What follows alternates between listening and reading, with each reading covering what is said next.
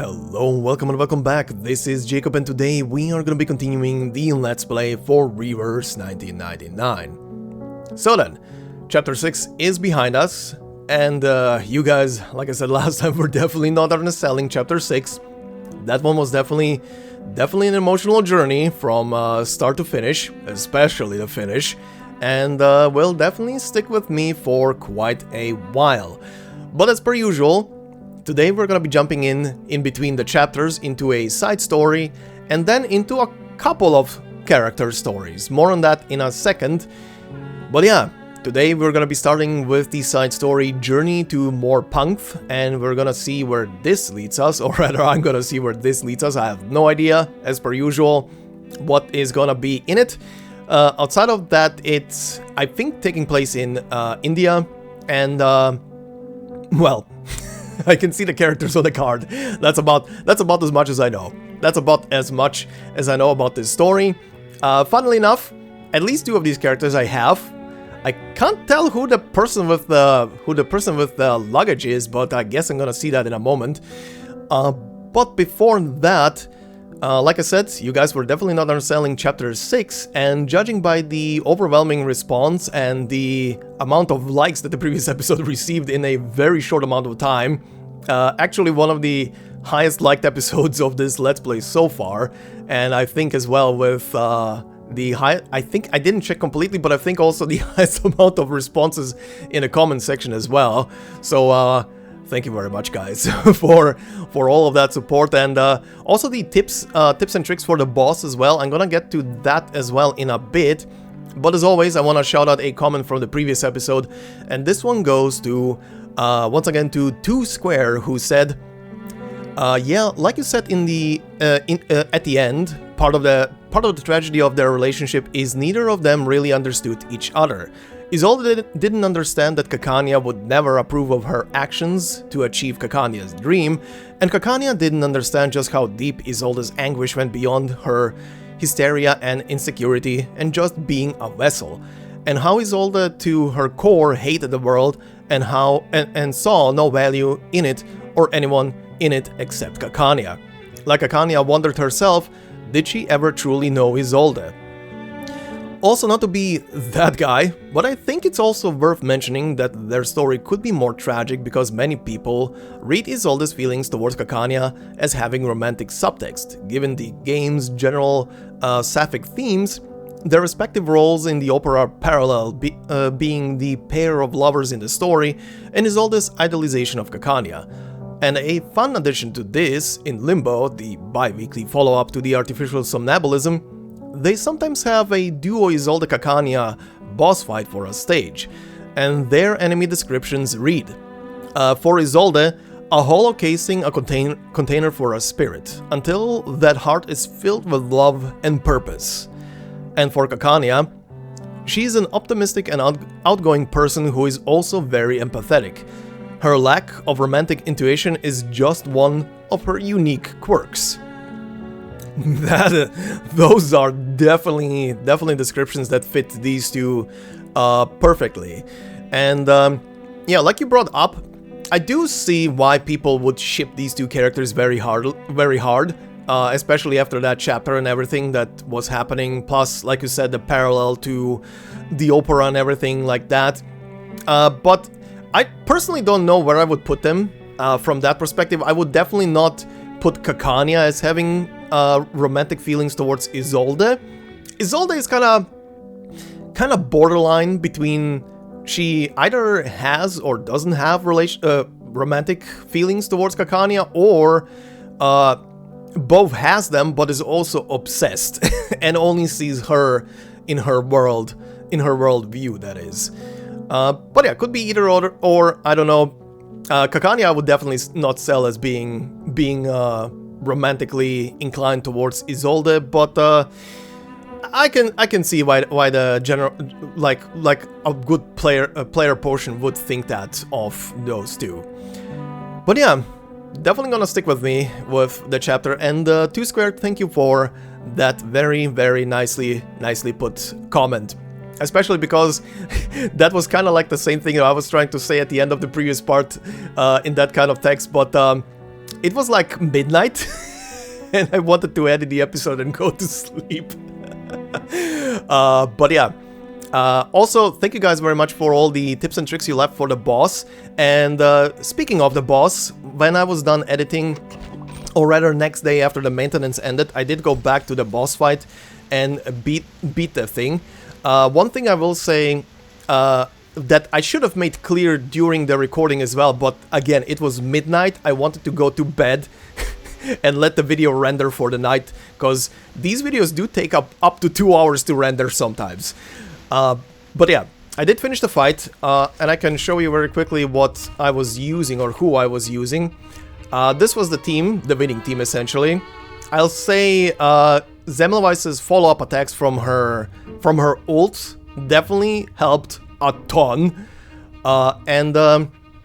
Yeah, that was the winning team, and as you can see by the recorded time here below, it was just one round under 15, and it took a couple of turns. It took a couple of more turns. It took me... sorry, not turns. Took a couple of... I would say up to 2 hours, I think, of extra tries to get the fight done. And just as for the recording... In the recording, as I mentioned earlier, I should have been a bit more transparent. I did already realize what the burn mechanic is and how it works on the boss. But... every time I got back into the position where I was in on the original run, where I was brute forcing through it because I didn't realize you can stack up the things to 30 and then the boss gets stunned properly, I realized that later in the follow-up attempts. It was 2 hours of trying it, very bad card RNG, and it just wasn't working out. I think I had like 5 recorded attempts where I got back to the same spot, but because the RNG was not working, and those attempts were also without Semmelweis, where I just got to the same spot and the boss just face rolled me. I just didn't have enough RNG on my end where I could stack up the burn to 30 and get the boss stunned, and the ult would go off after a couple of turns, and then it was just a wipe. Pretty much, because I couldn't get rid of the debuffs, and the ticks were doing a lot. It's one of those things, like I said at the beginning, again, don't get this wrong. I have just positive words for this game. But there is one thing about this game that will always bug me. And like I said in part 1 of the Let's Play, it's the very reason why I didn't pick up the game when it originally launched, back a year and a half ago from this point, on global that is. It's the card skill system. I still to this day don't really like it. I know some of you will probably try and argue it with that there is strategy in it as well. I can see that. There is definitely strategy in it, but it requires a lot of RNG. Most of my turns were failures because the RNG was just not in my favor, and the majority of cards that I was getting because I had 2 healers and I really needed those 2 healers. And I would also like to add that Vicky was doing the hard work of healing, not gonna lie. My dear Inquisition Judge was doing probably the bulk of the healing, and Balloon Party was also helping quite a lot. But yeah, just the RNG of getting attack cards to like stage 2 and hopefully also stage 3. Stage 3 helps a ton to stack up the burn. It just wasn't working out, and that's the one thing that will always bug me about this game, is the card system.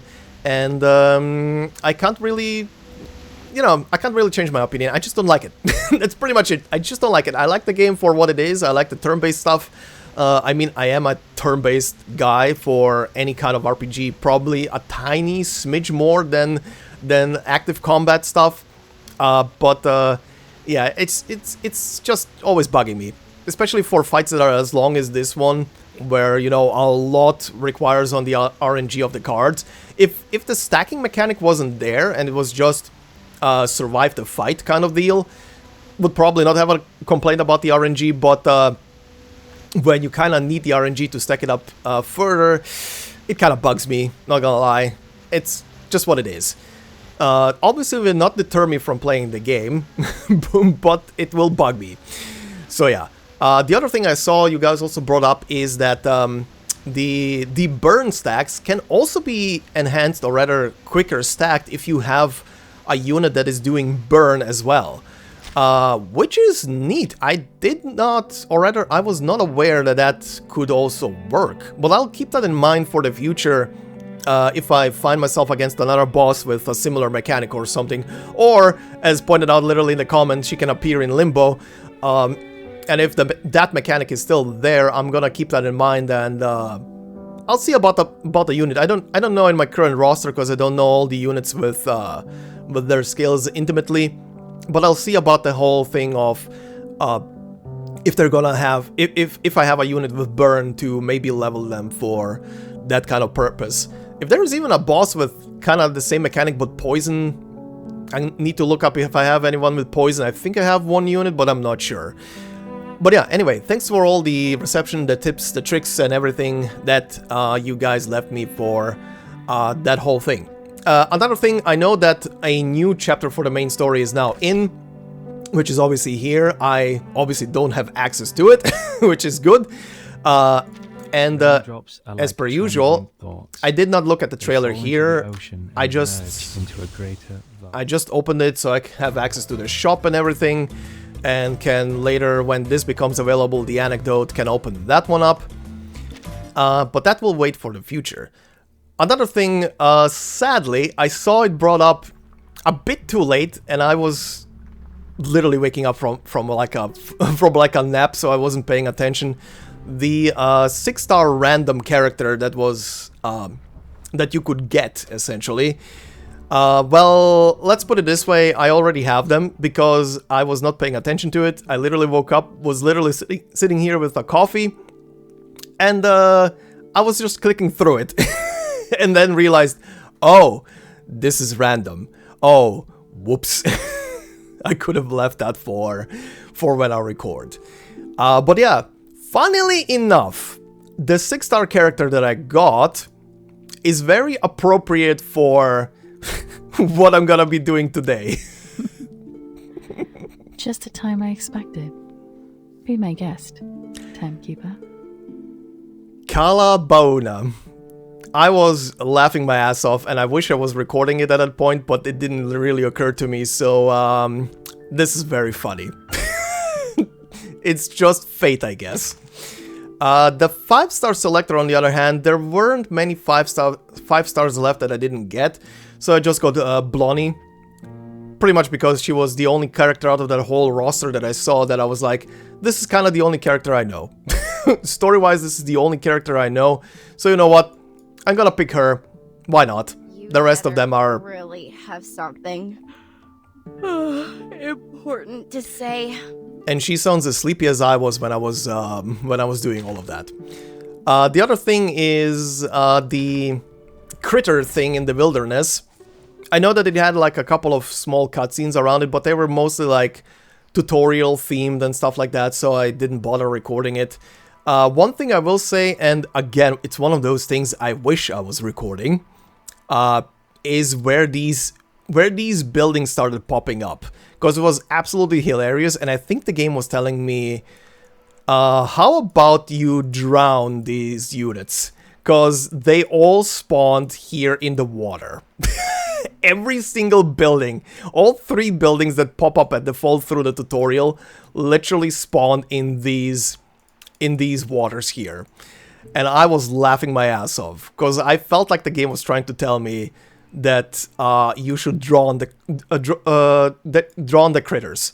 It was stupidly hilarious, and I can see the fish being escorted right now over the water, which is appropriate. But yeah, anyway, it was funny as hell. Raindrops are like transient thoughts.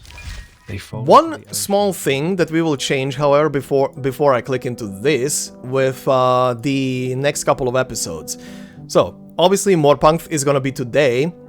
Now, as you guys also pointed out in the comments of the previous episode, they added the character stories for 37 and 6. And again, in the I just woke up stupor, I was literally looking through the anecdotes when the patch went live, and I couldn't find them. And I was thinking to myself, am I just stupid? Am I just not seeing them? Because sometimes I'm blind when I'm look through this stuff. And then I went in here, and I saw it. So, essentially I did already click into this, only the trailer that I already saw plays, so nothing is lost there. And this is only a link for chapter 5, so it doesn't matter here. But once we are done with Mor Pankh, I'm gonna be doing these two. I'm not sure right now if I'm gonna do these in a single episode when we get to it. I'll see about the length of each. But we are gonna be doing the character stories for 37 and 6 in the episodes after the side story has been dealt with. So just we are all on the same page and you guys know how we're gonna proceed with this. And one final thing before I click into this, I know this has been a long intro, I apologize. But one final thing before we head into it is there's obviously a limited character. Anjanala is here, and I will be at the end of today's episode doing polls for this character, so that will be for the finale. But for now, let's begin with this. So then, India, huh? Let's see. I have no idea what's about to happen, so let's head into it. Oh, just in time. Is this yours? Yes. Put it away, kid. No. Ooh, music. Only few tourists are willing to... Only the locals know. They have something to do with that comet myth I read about. Some mythology. Oh wait, is that? The original translation of the realm. That's how we located the star. It reaches level 5 on Torino scale. Meteor shower! So many of them, as the news mentioned. This deeper festival will become a disaster. Okay, taking a bath casually. Whoa. It's all because of my sister, who I've only seen once in my life. Uh-huh. Is also my tutor. Uh-huh. Miss Shaja? Why? How you find this place? Uh-huh. My dear children, enjoy your deeper festival. The meteor shower! It's coming! I'll smash that door open, even if it takes the other arm of mine. Oh shit. Not yet, best part! When did you last look up at the sky? That's not how you look at a star. And you shouldn't lower your head. Alright, that was bombastic. Okay.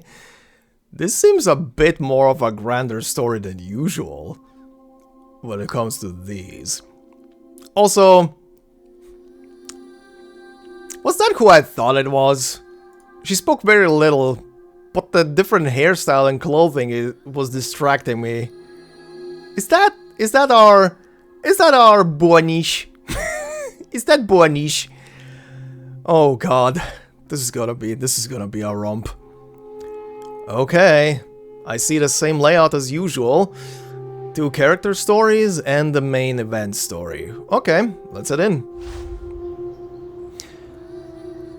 Just so it doesn't do the same thing like it did with Green Lake, there is nothing on the left. Okay, good. Story mode. Okay, this one has 17.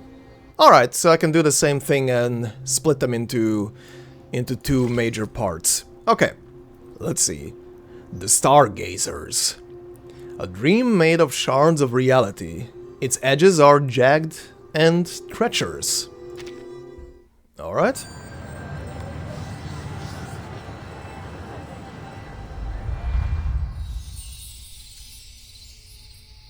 Ooh. No rain or anything. That's interesting. Hypotheses have been made regarding the quasars as follows. Quasars, okay. The hall was packed with audience members. Oh, we are already starting with heartbeats. The darkness below the podium is boiling. The eyes with the questions and inspection. Some behind glasses are cast out of the darkness. Ooh, this is new. Usually there is a name in front of this when someone's speaking. Just like the signals beamed from several light years away and received at the top of the observatory. Good. Based on the data of its redshift, Dr. Schmidt deducted that it is moving away from us at a recessional velocity of 1/6 of light speed. Dr. Schmidt, okay. Page 3. I did put it in. Uh-huh. In most cases, we would consider a stellar black hole as what is left from the gravitational collapse of a star. Uh-huh.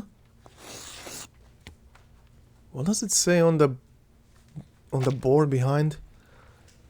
Was neither existence nor non-existent, was neither the realm of space nor the sky beyond. Can't read that. There was neither death nor immortality. There was neither day nor night. Okay.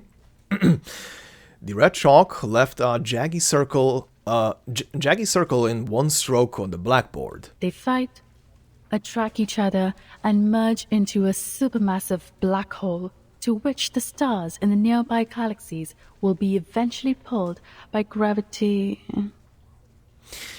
Oh, she's talking about the black holes that are keeping a galaxy in and around them and spinning them. Page 3. Oh, here it is. Did Komor put it here for me? Then there was neither existence nor non-existence. There was neither the realm of space nor the sky beyond. Then there was neither death nor immortality. There was neither day nor night. Oh, hi. Inside the quasars, there is a violent activity occurring that is close to a supernova. Mm-hmm. It devours stars. And the gas cloud turns into stars out of gravitational driving. Mm-hmm. Thus, a new star is born. It is a graveyard filled with corpses. Very poetically put. As well as a cradle for new stars. Mm-hmm.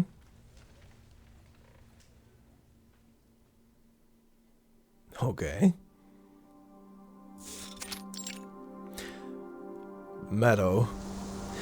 The evening breeze, the meadow, and the fresh air. Despite its lack of privacy, this was as good a place to chill as it could be. It was a clear night. Stars twinkled in the sky like golden sprinkles on a dark cloth. That was a successful lecture, Calabauna. Okay, the in Bauna is silent, so more Buna than Bauna? Okay. Kalabuna heard a familiar voice and recognized the footsteps. Without looking back, she already knew who was behind her. Thanks for your rare compliment. Oh, she extended her arm, reaching out for the stars. I can't believe the first thing you do after the long absence is listening to my embarrassing speech. You see, this is not my thing. I'm still struggling with the word I should use in part 3. Oh, but you know I won't pass up a good chance to sit in the audience. The grass rustled. She lay down next to Kalabuna. To be someone who can smile knowingly at the argument made by the lecturer, knowing full well the thinking process behind, while staying close to other whispering opinions. This is the perfect spot for observations, like a perfect observatory from which we witness the events in the universe. I'd rather not give a comment on your personal taste. Kumar, I think we should make some adjustments to the details of the following observation. Here's an idea. How about we put away the work for the moment? Forget those things. Just look at the stars. Simply fix your eyes on them. Move over. The grass beneath me feels like pine needles. When you were away, Donnie from the institution had paid a visit here. Based on his attitude, I may tell he was doubting my identity as a human. If it goes on like this, we are likely to be kicked out of our own project. Oh, okay. From this I'm gathering they're hiding the fact that they are Arcanists, and if people find out, they're gonna kick them out of the project. Okay, well, that's shitty. I've destroyed all the observation data of that special celestial body. At least through this, we can keep the observation method between you and me. Her words were only met with a lasting silence. Kalambuna turned to the person next to her. You seem... Have I done anything wrong? No, as a research student, you did an excellent job, though no more than I'd expect from a student of mine. Her voice was incredibly calm. That's just what we've been doing, isn't it? Hiding in the corners, doing research that completely has nothing to do with others. You know what? I'm a bit tired. Seriously. Tired of the pointless power struggles between these specks of stardust. We all know none of us could avoid the fate of being restored to the basic elements of the universe after we die. She sighed deeply at the thought. Never mind. It's not the first time it's happened. I've never been welcomed on either side. Okay. Speaking of which... Hooked by the conversation, unpleasant memories swam up again. My parents. Yeah, I told you about them. They abandoned me because I had little so-called talent for Arcana. And now they are showing remorse for what they have done. Also, her eyes in the portrait right now, holy hell. There's more. My stupid younger brother knew nothing about what happened to me. He didn't even recognize me, his own sister. You paid them a visit this time back in your hometown? Visit them? No, sweetheart. I went home to do many things, except to hear some old people's apology. I've never cared about those things. I went there to deal with a little business, and it was done smoothly. Okay. She seemed to be in a state of ease. So smoothly that I have taken care of everything there is to be done. Kalabona, if... Okay, it is... Oh, hold on, let me hear it one more time. Actually, I need to... A gust of wind blew by the meadow. The subtle sound of plant fibers rubbing against each other could be heard clearly. Okay, let me just hear it one more time. Kalabona, if... Okay, it is a silent A. Kinda a silent A. If one day we can see that celestial body with our own eyes, or even touch it with our own hands, I will definitely... Her eyes again. Kumar. What are you talking about? Kalambuna propped herself up on both of her elbows, trying to see the one beside her clearly. Ooh, but that person's face was indistinguishable as if hidden... Whoa, are you having a nightmare? What was happening? Also, what was the rest of the sentence? But that person's face was indistinguishable as if hidden in a thick black fog.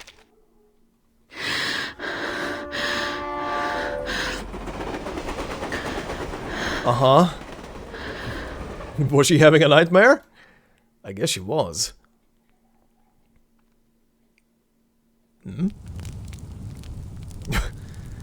That's an interesting to be continued. Okay.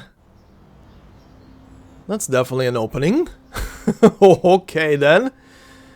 Well, let's continue. We're still at the same place. Oh yeah. Okay. I see characters. Oh god, it is Matilda. Oh god, it is Matilda. Oh, Time for Buoni.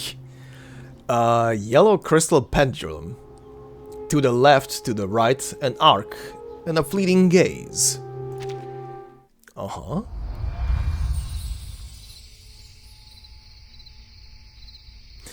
I like these title cards. But they're not using the good old rain for these. Excuse me? Oh no.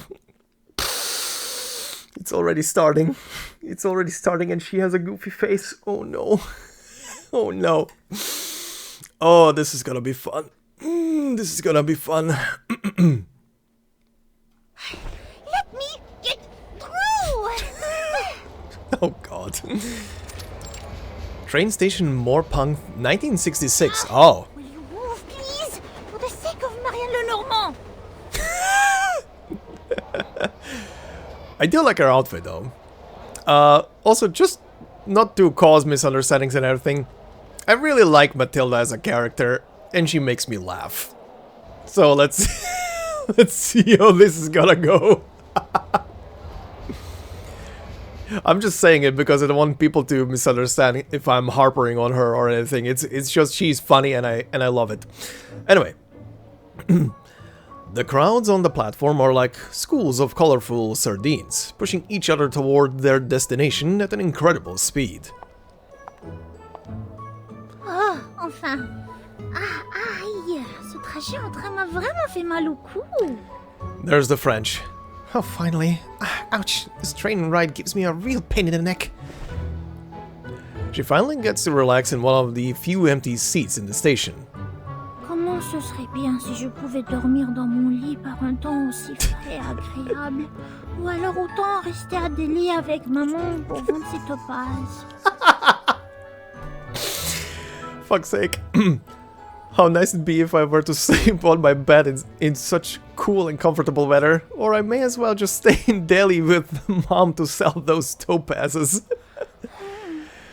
Oh, Matilda. What are you doing here, you goober? Her first, Titans? Titans? Huh? Her first Titans, though she oh, I'm dyslexic, apparently. Her fist. First. Jesus. Her fist tightens, though she doesn't consciously want to. The documents rattle in her hand. She looks down at the documents. Okay. Non, Matilda n'abandonnera pas. Matilda will not just give up here. Qui sait quand ils approuveront mes congés la prochaine fois? Who knows when they will approve my next, my leave next time? En ce moment, l'énergie céleste semble être parfaitement forte. Et la meilleure zone d'observation se trouve être proche de Delhi. Quelle occasion providentielle pour ce génie de la divination! These days, De la folie ne rien faire. Okay, pardon. These days, the celestial energy appears to be ideally strong, and the best observation area happens to be close to Delhi. What a heaven-sent opportunity for this genius of divination. Only the fools will take no action. Okay, so that's why you're here? Attends voir. Quand j'ai trouvé le bon endroit pour méditer? Wait and see when I find the right place to meditate. She slightly shakes her fist. It seems she has made up her mind very seriously. Tôt ou tard, je remonterai jusqu'au sommet. Sooner or later, I will take my ride back to the top. She is still competing. She rummages through the documents and moves close enough to read the poorly printed text. Voyons voir de quoi il est question sur cette affiche. Deepa Festival. Let me see what this poster is about. Deepa Festival? She turns over the poster. People in Mor Pankh hold the Deepa Festival during the mid-ocean period every year to seek the blessings of Vendreux. I love the fact that she is authentically like mumbling to herself when she is, you know, when you're like a normal person just sitting somewhere and you're reading something to yourself. Oh, I Alors c'est en fonction de la pluie de météorites ici. 23. Je crois que j'ai lu ce nom dans les documents. Oh, so it's based on the meteor shower here. I wonder if it's gonna be pronounced Vendre, like she is saying, because that's a very French way to say it. Vendre? We'll see. I think I have seen this name in the materials. Je suis à l'est de Chandigarh en ce moment. Ah, pourrait-il y avoir moins de signes ici? Now I'm in the east of Chandigarh. Can there be fewer signs here? Ah, cette carte est en anglais de l'autre côté. Très bien. Ce serait encore mieux et plus classe si c'était en français.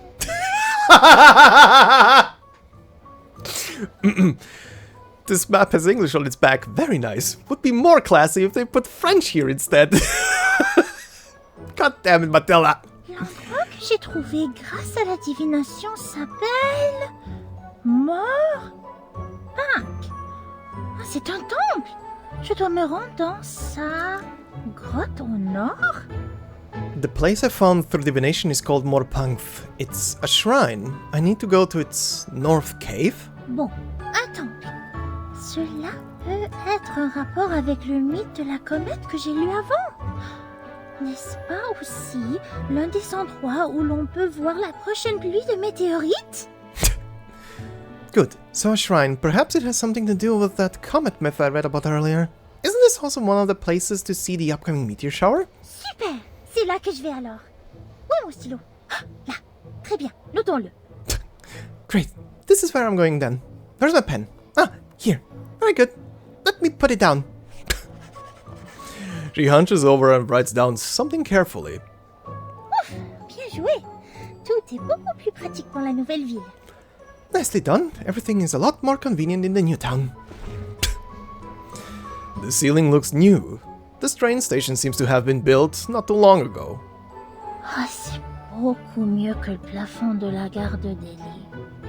Ah, je me demande comment vont maman et papa maintenant. Ah, cet Indien parle vraiment vite quand il négocie. This fucking voice actor. Looks a lot better than the ceiling in Delhi's train station. I wonder how mom and dad are doing now.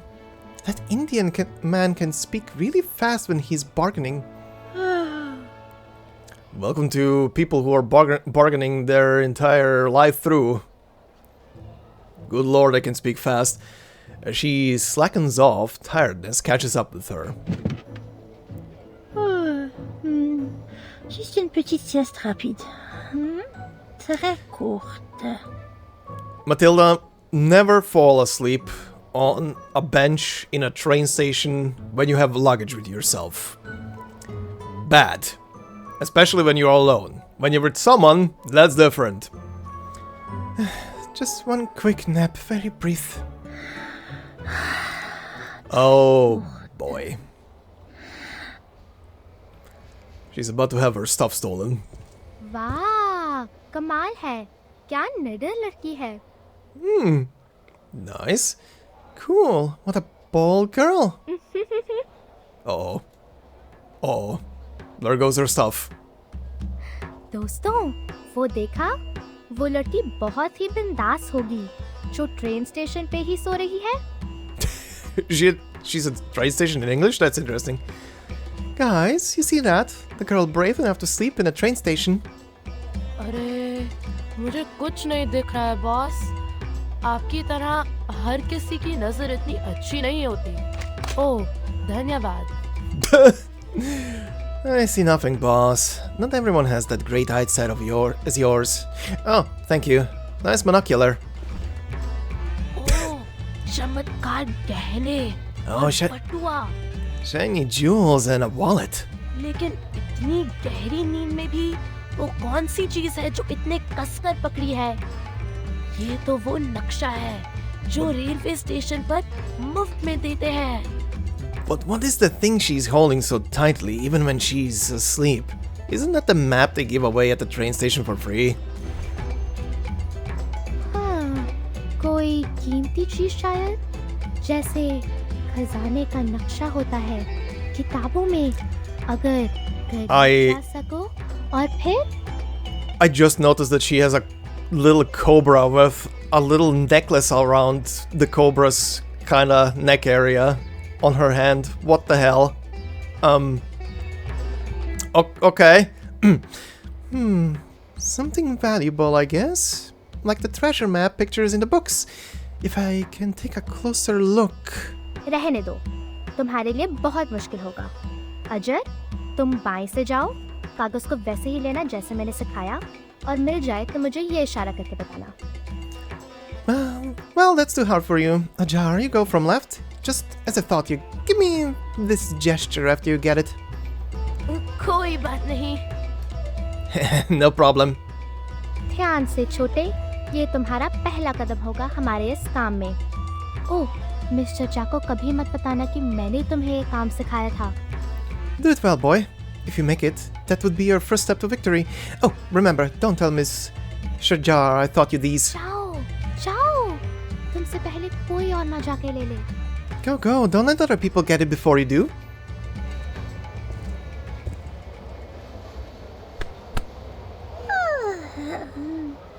Also, said this. Oh no. Oh no, these sounds. Also, sorry once more if I'm reading after the characters are saying stuff, but just for people who are watching this Let's Play and can't really, you know, pay attention to the screen because everything is, a lot of stuff is in foreign languages. Just repeating after the characters so you guys can also hear and keep up with the story. Anyway. Qu'est-ce que c'est? Quelque chose qui se balance. What is it? Something swaying? Oh. Sleepily, Matilda struggles to open her eyes and sees a little figure prowling away. Is this yours, miss? Hey, that's the pendulum Mom gave me. Who are you? It fell on the floor. I was just picking it up for you. There. Don't lose it again. Uh-huh. Thank you. Matilda reaches for the pendulum. Nuh-uh. It's yet too early to say thanks, girl. Hey! They find themselves in the shadow of a tall man. The man seems travel-worn, but he's carrying just a little luggage. About 3 minutes ago, or 5 minutes ago, this fellow was wandering around you like a sneaky ferret badger. Trust me, this is no friendly encounter. Uh-huh. He raises his left hand, more specifically his prosthesis, to share the delicate wallet between those seemingly stiff fingers. That's mine. You stole my wallet. What? I've put it in my pocket. Nice. Someone needs to work on his techniques. Right, boy? The man catches Ajar's clothes, this time with his real hand, and easily picks him up. Ajar is lifted in the air, but he isn't strangled with his collar, for the man has skillfully avoided the area of his neck. जाने दो, मुझे जाने दो. धिक्कार है. जाओ, अपना खुद का काम करो. Let go of me, damn it, go mind your own business. Unfortunate for you. My business these days is to mind others' business. Seems like there are more things in that pocket of yours. Come on, you know where we are going.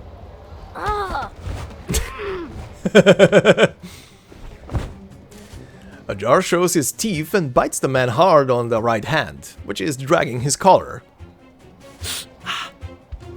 Owie! He lets go because of the pain. The little thief breaks free and quickly slips into the crowd. He's gotten away. My pendulum. He had my pendulum. Stop, you! Jesus.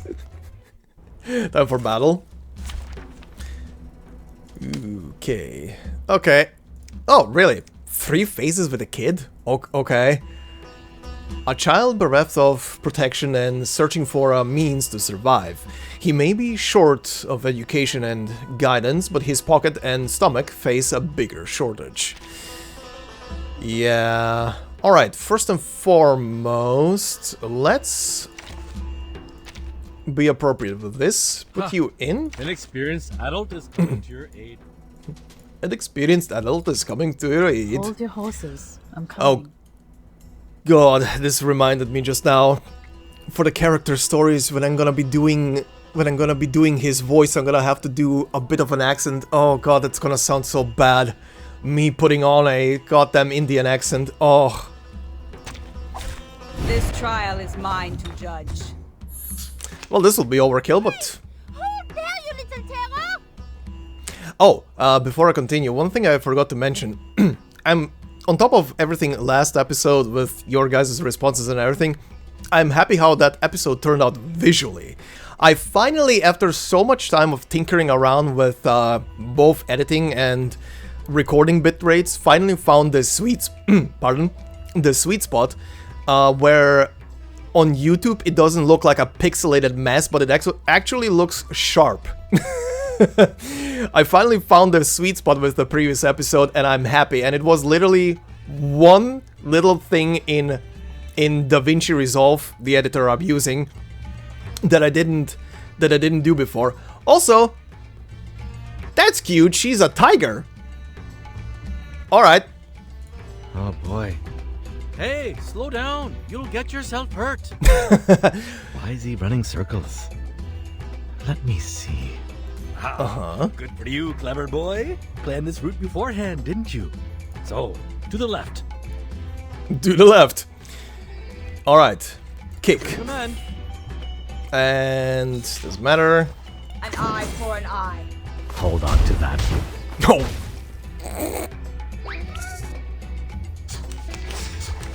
Oh, my bad. Please let go me.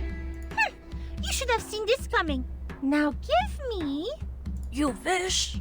Hey! You bad kid! And he's back.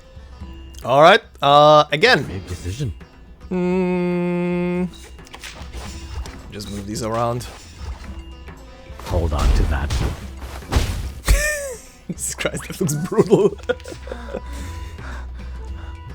I'm exhausted. You are still after I? La grande Matilda ne retombe jamais dans le même piège! God damn it, Matilda. The same trick doesn't work twice on the great Matilda. Don't you run again? Run back. Take the alley behind. Alright, kids, for the finale, let's do a big kick. Let's do a big kick. Actually, hold on. Screw it, I'm gonna be extra mean. Command. Everyone has their own destination. Hold on to that.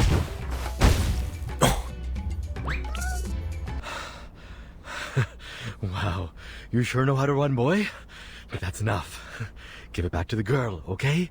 Besides, the police station is not as bad as you think. No, I will never ever go there. This is not bad for a stretch. Well, that was appropriate. Oh boy. Steady. Follow the steep. Watch my head.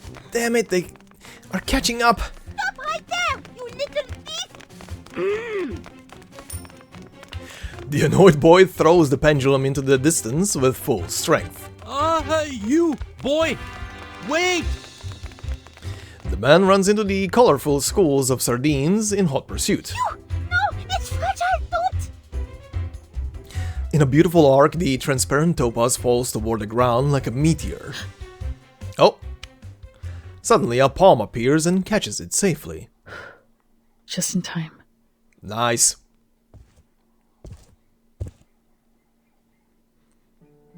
Is this yours? Hey. Yes. The lady leans forward and speaks in a soft voice. Matilda stares into her eyes, completely abstracted. Put it away, kid. She's very pretty. As she tilts her palm, the topaz falls swiftly into Matilda's hand. Thank you. It's okay. She sounds so chill. The lady slightly nods and leaves like a gust of wind. Elle est partie si vite. She left so quickly. Ah, les documents. Oh, j'espère que je ne les ai pas abîmés lors de la poursuite. The documents. Hope I didn't mess them up in the chase. Une, deux... Il manque 2 pages. Où sont-elles passées? 2 pages are missing. Where did they go? A small black-haired head is speaking from behind a pillar nearby. शुक्र है कि मैंने अपने भागने की योजना पहले से ही बना ली है। Thankfully, अजर से तेज कोई नहीं दौड़ता। Thankfully, I've planned my way out in advance. Well, at least a jar won't be caught by anyone. ध्यान से भाग जाओ। बेचारा अजर। Good luck running away, poor Ajar. She puts her palms together and wobbles her head to show her pity. मैं उस लड़की से लाभ कमाऊंगी और उसमें भी जिसमें तुम कामयाब नहीं हुए। तो वो सुनहरे बालों वाली एक आसान लक्ष्य है। तुम देखोगे कि कैसे kanjira. I will make a profit from her, including the part you failed to make. That easy mark with milky blonde hair, you'll see how Kanjira... अरे ये मैंने किस चीज पर पैर रख दिया? Whoa, what did I step on?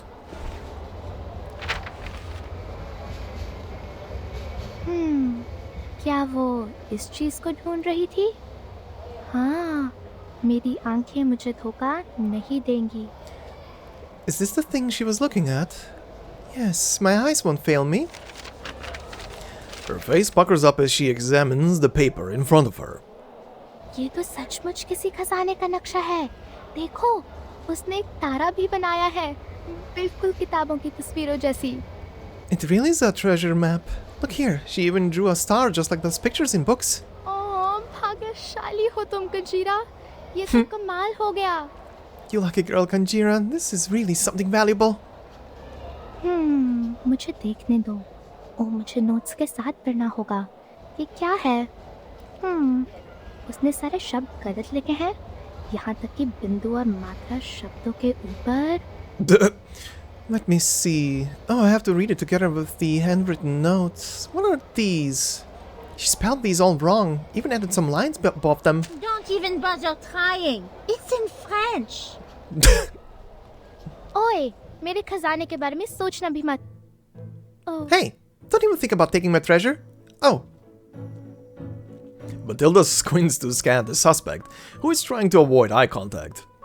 What were you muttering about with my map?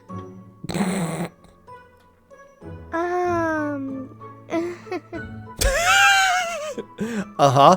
I just pick it up and look for its owner. Hope I can help. Uh-huh. Help? Matilda needs no one's help. Not to mention from a girl who just showed up out of nowhere. Hey! Don't touch me!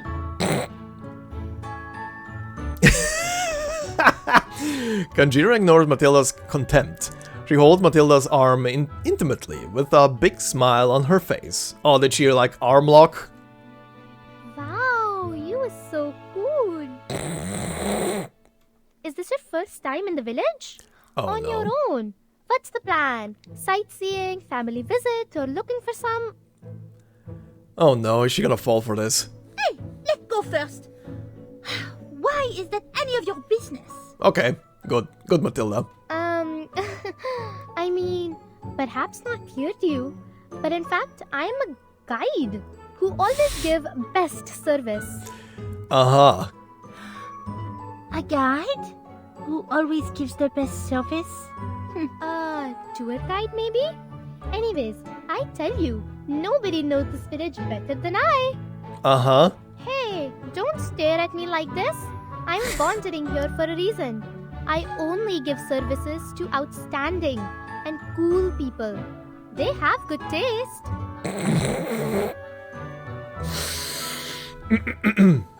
That That's why I find you at the station from all travelers. My most great customer ever. She has a very honeyed tongue. Ah, the outstanding and impressive people, you say? At least you have sharp eyes.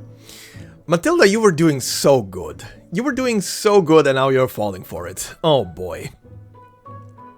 Matilda tries hard to suppress her complacent smile. Oh no. See, the place you was visiting is different from others. This shrine, only few tourists are willing to... only the locals know. And now people can only go into 3 caves out of 4. But if you choose The black-haired girl reaches out and pats the map on the star. I can take you go North Cave, even if it's not open. Matilda frowns in response. There is suspicion in her eyes. How are you going to take me there? How I do that? My local connections, of course. Of course. I see. No wonder there were some discrepancies between the documents and the tourist brochure. Well, of course, I knew this all along. Oh no. Matilda, please. What are you laughing at? Don't worry about it, Matilda, you're in too deep already. No, my dear guest. It's just sneeze. Well, you see, I just make a living here. I'm short and thin, can't compare with adults. I mean, you're a child, so yes, you can't compare with an adult. But anyway. She tilts her head slightly. The angle is so perfect that it seems to be a result of countless practices, and sheds tears naturally. Oh god. And you is so great. You will not let I, weak, poor kid, get hungry for no money. Oh my god. Will you? Oh my god. Oh no, Matilda, please. Even if you look at me with those puppy eyes. Oh no, she's falling. First sight I know you is a lady with great taste. Just like a sand cat. Brave and smart. Conjura's downcast green eyes subtly steal a covert glance up at Matilda, secretly reading the signs on her face. Sand cat. It does sound like a smart animal. Oh boy. Anyways, you is lucky to meet me, my lady. Conjura waves her hand as if she has made a big decision. Well, for a great customer like you, I can only suffer some loss. Just 200 rupees and I'll show you the shrine and the whole Mor Pankh village with a special Deepa festival tour on the house. Want me to recommend a hotel? I know good hotels too. Yes or no, my dear guest? My most great guest? Please? Fine. I will allow you to be my temporary assistant. For your life has been so sad already. Yay! Let's go treasure hunting! Sightseeing. Excellent. Have you arranged a shuttle bus for the travel? Oh my god. I have something gooder than bus for you. Oh god. Is the rickshaw? Conjura puts on a mysterious smile on her stained face.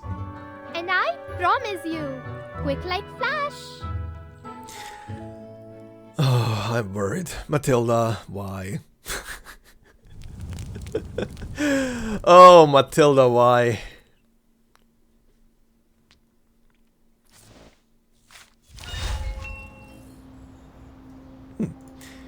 Okay. No little documents or anything yet. Very interesting. Oh! Oh, one of these. The young Indiana Jones? What? Why are we referencing young Indiana Jones now? A small squad, revving engines, and a gloomy cave make for a story that never goes out of fashion. Oh, that's why. That's why. That's why we're referencing Indiana Jones. Okay.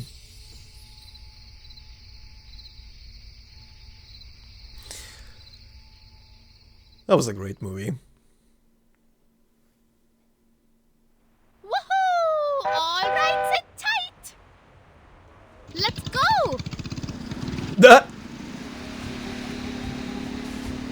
Oh boy. You little joke again? It's enough for one last time. Don't borrow that annoying human thing to her. The bright yellow tuk-tuk drifts in a beautiful arc on the soft road. The brown sand kicked up in the air, covering up the curses of the passerby. Slow down! Slow it down! We are going too fast! Whoa! Is this thing really under control? Yes? Hey! As the tuk-tuk roars along, the marigold petals are flying wildly in the wind. Not yet best spot. Hold that bat tight.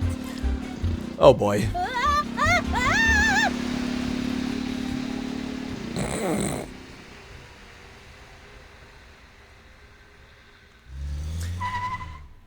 Well, Matilda, you chose this life. You chose this life.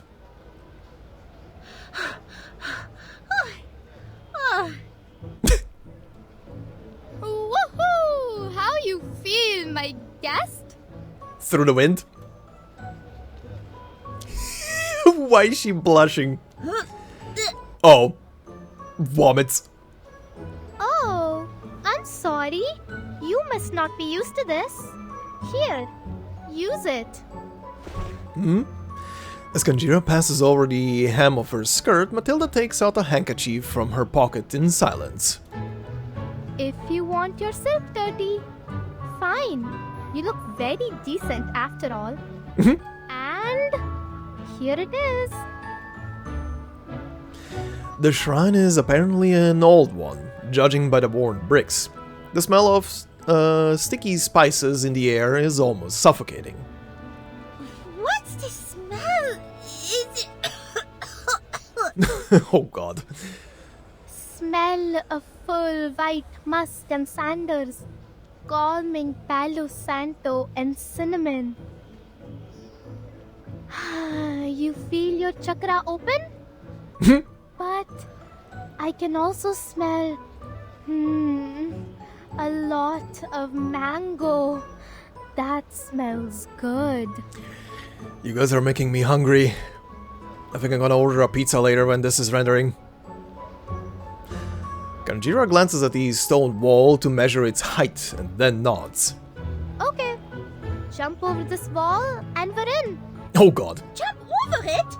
I thought there is at least a hidden side door. No. To see the closed cave, you must pay a price. So this is your local connections. Yup. Well, that means tuk-tuk, my guest. No tuk-tuk this village is faster than that.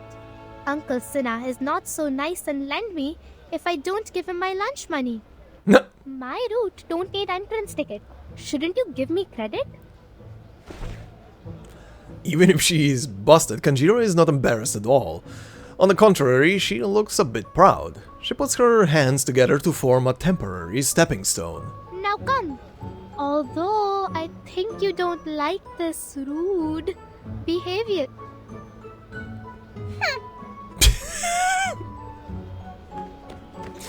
Ignoring the stepping stone, Matilda raises her arms and jumps up the wall deftly. Huh? Don't underestimate the Tsun Tsun.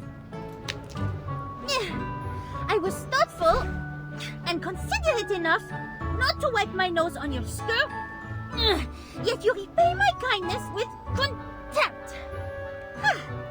Climbing over a wall of this height is really a piece of cake. Exactly, and as for Matilda, who is always full of hot air, she rises up very easily. So, do you need a hand? mind getting up here?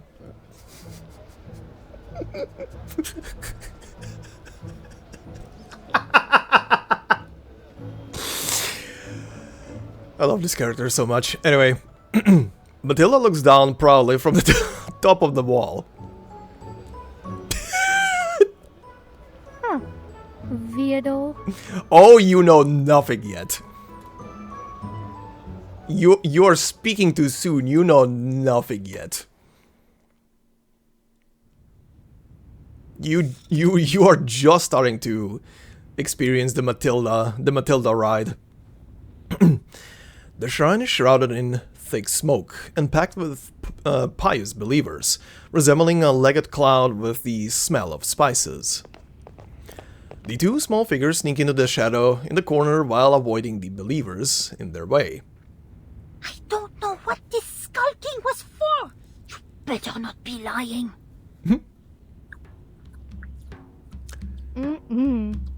What are you eating? Where's your snake? Hey! What's that in your hand? You want a bite? The prayers are so pious. So don't worry, the fruits is tasty. Like I expect. So sweet. Is she eating some kind of like shrine offerings? When did you take it from the offerings? Oh god, she is. Don't mind. Manka, come back. Oh, the snake? A little black snake creeps up her arm quietly. By the way, I hope you is not afraid of snakes. I'm a special kind.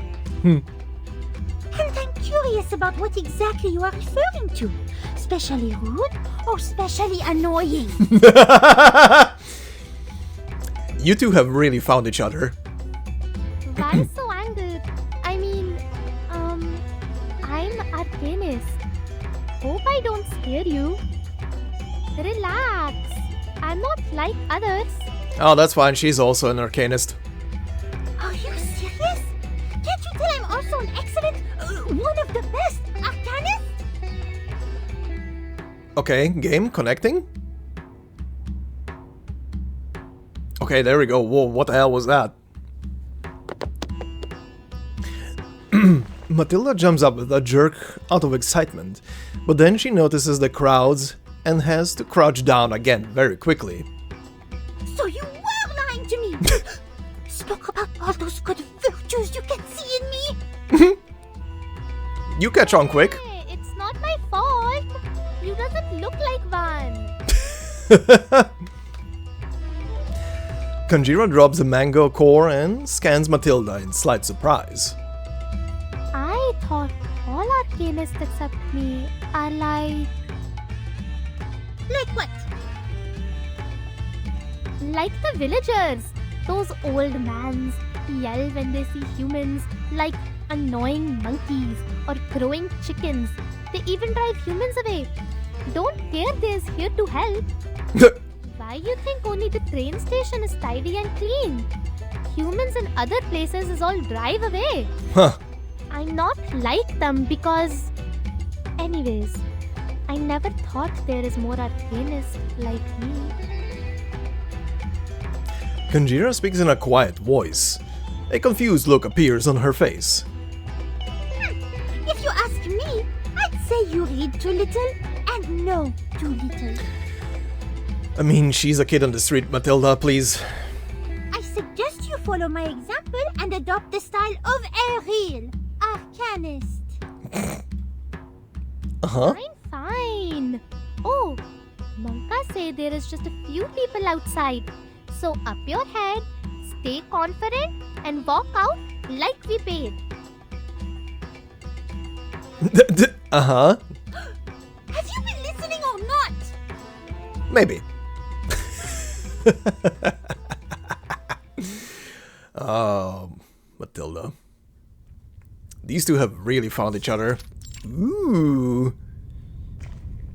Okay, so that's the North Cave, huh? Following Conjura, Matilda goes through the smoke and arrives at the entrance to the cave. Nice. Nobody around as usual. But I still suggest you be careful since... I understand the damage when digging. Just don't involve me if you must break something. Matilda looks up, not hearing a word of her mother. So this is the head of Vindre? Oh, neat. The top of the cave looks like a black hole. No one knows where it will lead or what it will devour. Huh. Okay. Dark and scary. But this is what must go through on the way to treasure. Just like you must say, open sesame, right? I really don't know what to make of this treasure you've been mumbling about. I hope you didn't get the wrong idea. She definitely did. Ah, I see what you mean here. Relax. I will zip my lips and tell no one. No, you guys are misunderstanding each other completely. That's fine. That's funny. She zips her mouth shut and nods sincerely. I'll just stay here then. Everything good luck. Huh? Anyway, despite all the strange things you've been talking about along the way, you have successfully taken me here as promised. I guess here is where we part. Thank you. After bidding her goodbye, Matilda turns around to walk toward the cave while browsing the documents in her hand. Soon she is devoured by the bottomless darkness. तुम्हें मेरी हार्दिक शुभकामनाएं, मेरे बहादुर मेहमान. भले ही कोई सांप या कोई ड्रैगन तुम्हारा इंतजार करे, तुम्हें पौराणिक खजाना पाने से मतलब है. हम फिर मिलेंगे. Sincerest wishes to you, my brave guest. Whether a giant snake or a dragon, as long as you find the legendary treasure, we'll meet again. Alright.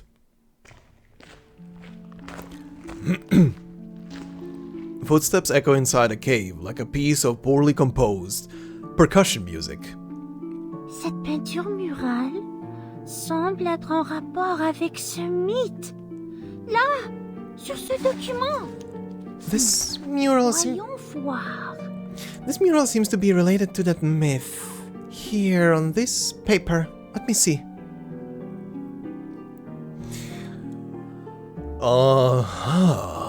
Okay. There is a huge mural carved on the wall, spreading to the end of her sight. She turns the pages of the notebook quickly. J'ai trouvé! Before the serpent struck in night sky, the stone house of Azura rose to the north of the head of Vindre. Uh-huh. The master of the stone has acted with countless feet, with countless eyes, to trip, to pry, in bringing the blessed house of men to rest. Okay. Wow! Impressionnant! C'est peut-être l'origine d'une créature mystérieuse. Perhaps this is the origin of some arcane creature.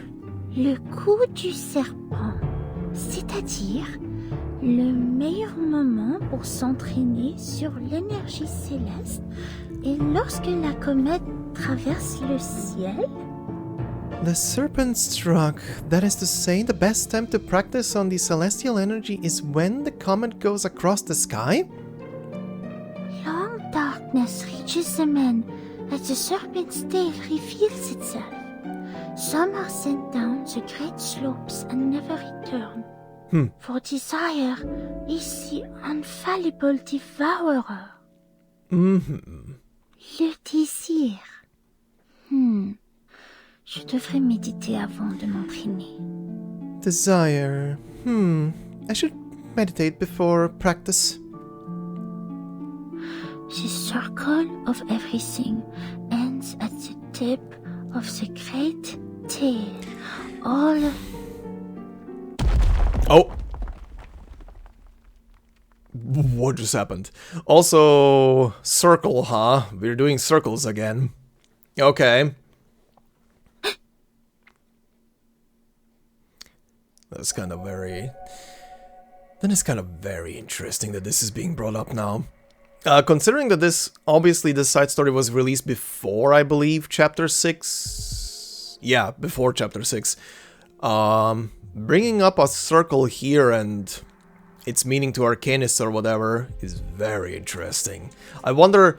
I'm just speculating right now, but I wonder if this was like the maybe first foreshadowing for Chapter 6 and the circle stuff.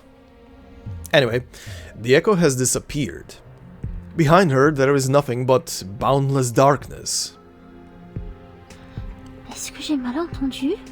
Did I hear it wrong? No. Come into the light! Who is there? Her voice ripples out. It echoes, and the echoes of the echoes reverberate between the walls of the cave. There is no response. Ce n'est pas normal. Est-ce que cette statue était dans cette position avant? Was this statue posing like this earlier? Uh-oh. Are we doing Weeping Angel shit? While Matilda is still wondering, the statues in her sights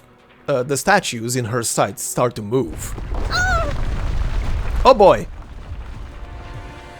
The benevolent-looking statues, which were sitting in lotus positions, are now struggling in a twisted way to break free from the wall. C'est pas bon. Il est temps de se replier. Not good, time to retreat! Guardians of the cave. She turns around immediately and runs toward the exit, yet the ground is pulling her back like a rolling carpet. Qu'est-ce que c'est? Oh, she's in some kind of arcane trap. She can feel her chin hitting hard against the rock. Oh, what is this rock music right now? Did I hear this before? I don't think I heard this before.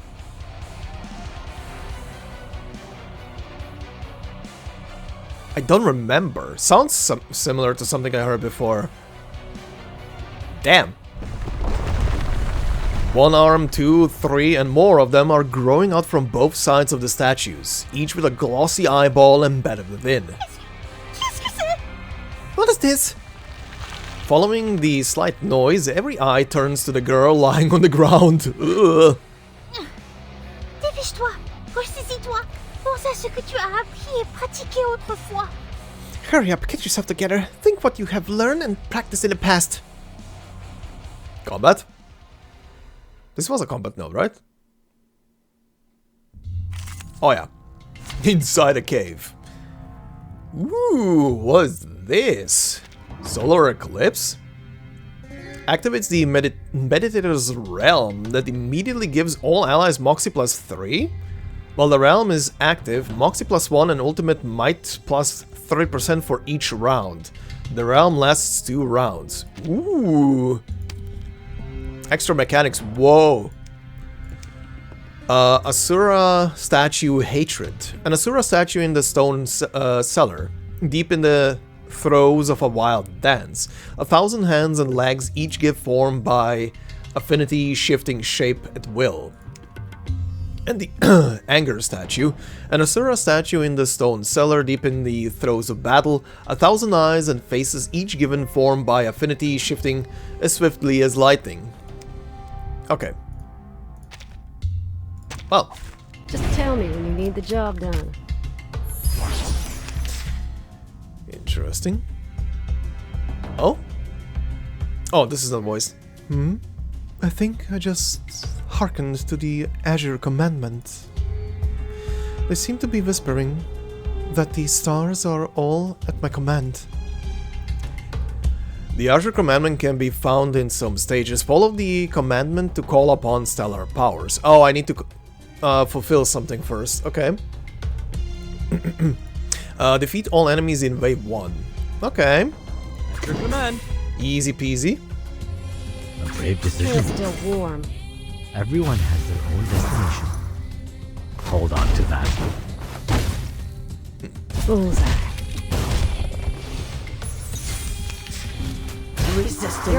Resistance is futile. Okay. At your command.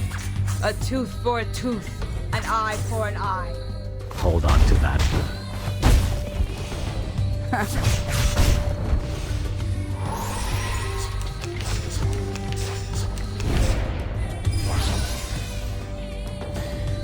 Okay, let's see.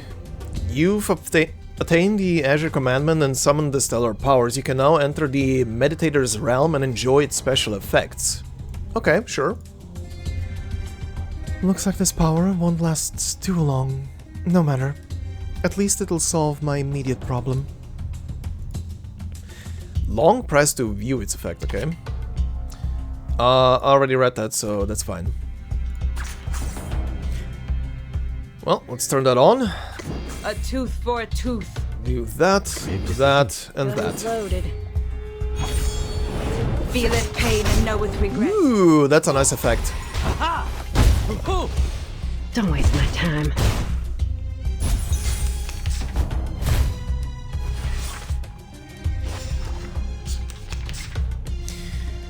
Alright, my guy. Vertin, Always hit my mark. give me a hand, friends. I can't do this alone.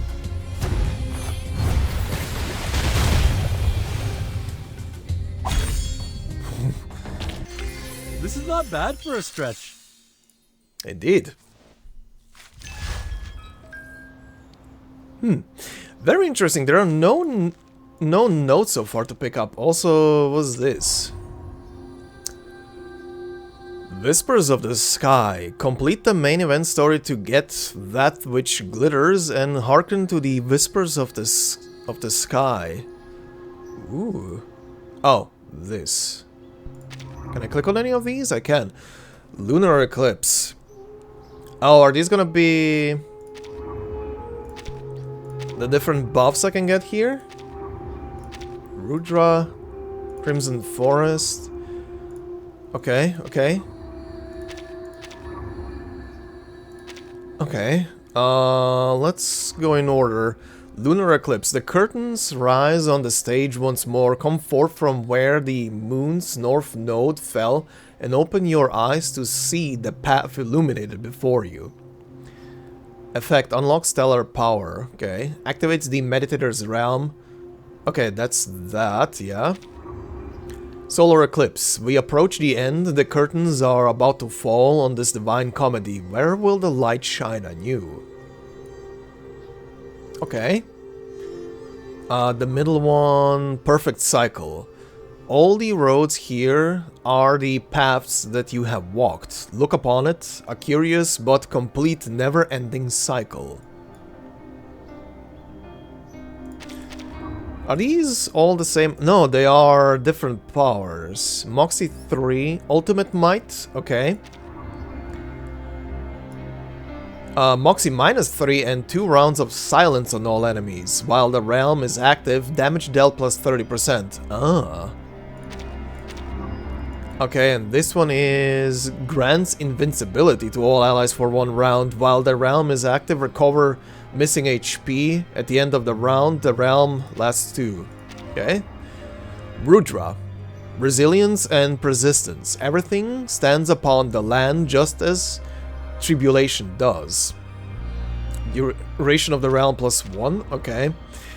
Crimson Forest. Resolve and fortitude. Do not allow yourself to be tied down. You have a pair of legs that are meant to carry you as you sprint through time and life. That's a cool saying. When in realm status, the mass ultimates might plus 30%. Okay. The Supplicant. Acceptance and encouragement. All life has wandered here for some time and never left, until we find that basic and abundant power. When in realm, the ultimate's critical rate 35%. Okay, nice. Maya's Dream. Empathy and acuity. When you close your eyes, gold slips through your fingers like quicksand. If you do not hold it tight, even the lingering warmth of the embrace shall leave you. When in realm status, attacks enjoy penetration rate 15%. Okay. Fig Tree. Balance and wisdom. The mouth, ears and brain. Sharing, listening, thought. A bounty of talent and composure shall reveal all to you. When in realm status, attacks enjoy damage dealt plus 15%. Okay, and the last thing I cannot... Okay. Interesting. Oh. that's our man. Okay, I was like, who is that? And then I saw the mask on him. Okay. Intersecting lines. Look, fate is woven from the threads of coincidence.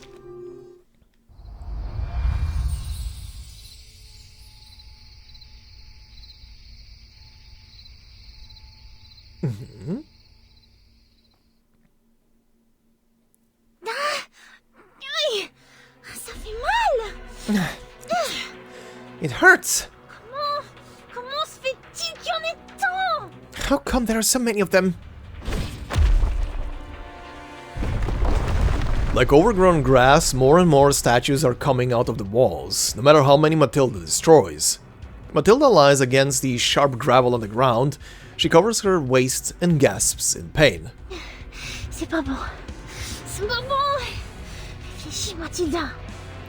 Not good, not good. Think, Matilda. Blood is running out from between her fingers unstoppably, taking away her vitality like a water pump does. Ow! The statue in front of her raises the umbrella in its hand. No, ne fais pas ça! No, don't! Her hands drenched in blood, she can no longer hold the orb. Get on your feet. Oh, never mind, it's her. Oh, it's both of them. I thought the other one would be the kid again. Huh? The moment she hears the strange voice, Matilda regains strength in her limbs. Huh? She can't help but bounce up like a puppet controlled by some invisible threads. Oh? Ooh, Well done, cutscene. little diviner. Ramaniani Ariani. My legs. They Oh. healed themselves. Or where are the wounds? Close your eyes. Interesting. Don't look at anything. The illusions will destroy your will. Wait. That was... Mayura Abiradani. Whoa! Okay, so yeah, it was an arcane trap she walked into. Silence and cold fall again, as if nothing has happened. Matilda looks down at her legs, slapping them to check if she's dreaming. However, they are smooth, nimble, and healthy. There are no signs of injury on her skin other than the light red marks from the slaps. Est-ce une sorte de compétence arcanique hallucinante? How come? Is it some kind of hallucinating arcane skill? You are the lady from the train station. She is. She looks at the lady in confusion. Looks like part of our destinies are now tied together, kid. Kala Abuna responds to her with a reassuring smile. What are you doing here? I don't think this place is open to tourists. Yeah?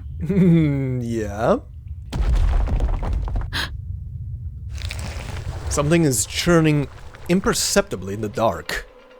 They are coming again! Is it another illusion? No, these might be real. Hands, and more hands. The familiar dark yellow statues are like newly hatched creatures, slimy and ugly. They are trying hard to break their shell of darkness. No, they're not. Actual creatures, huh? Please, stay behind me. Kalabuna's sounds a bit confused. ये तो बिल्कुल असली लगते हैं. They look real? Careful! Watch out! Oh, they are coming again! Move! Okay. Immediately combat. Okay, so now they are actually real. Also, what is happening right now? The game keeps reconnecting continuously. This one is new. Ashura statue king. Its hand blots out the sun and moon. Its roar thunders. Okay. Attack enemies suffering the fragile status 3 times. Okay. Just tell me when you need the job done. Okay. Your command. Brave decision. An eye for an eye. Now dance. Hold on to that. Feeleth pain and knoweth regret.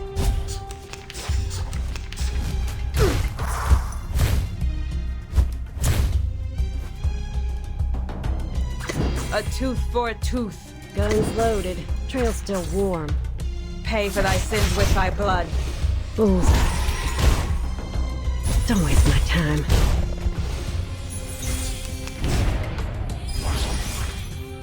Mm-hmm. An eye for an eye. At your command.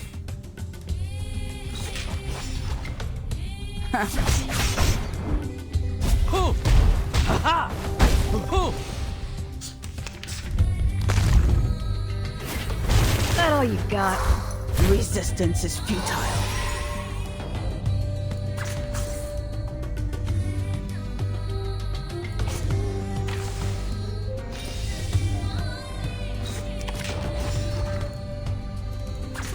Brave decision. Off thou go. Guns loaded. Ha-ha! Hoo! Hoo-hoo! Thou shalt make an atonement for thy sins in full. Okay. Seeing your struggle written in the stars.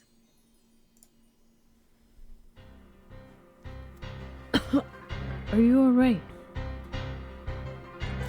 Hiding behind a rock, Kalambuna carefully brushes away Matilda's milky blonde hair to find a wound.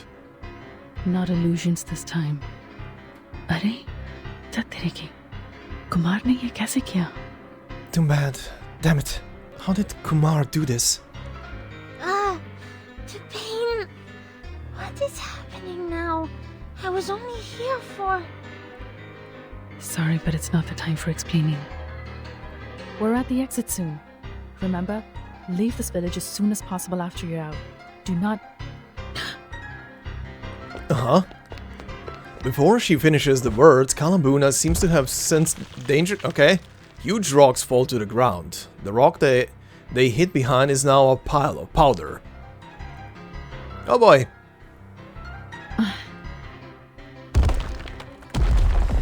The cave shakes under the strikes of the statues.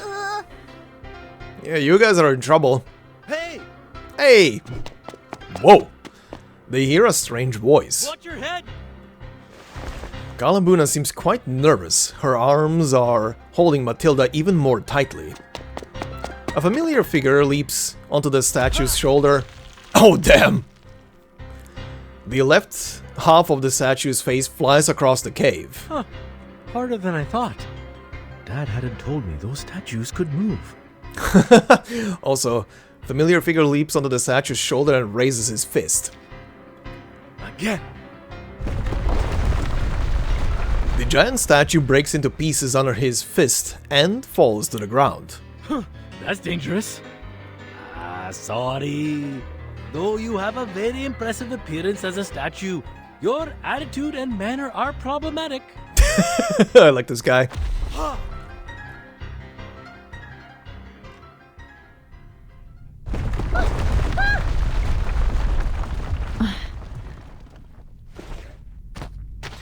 Kalambuna grips Matilda's sleeve gently, pulling her one step to the side.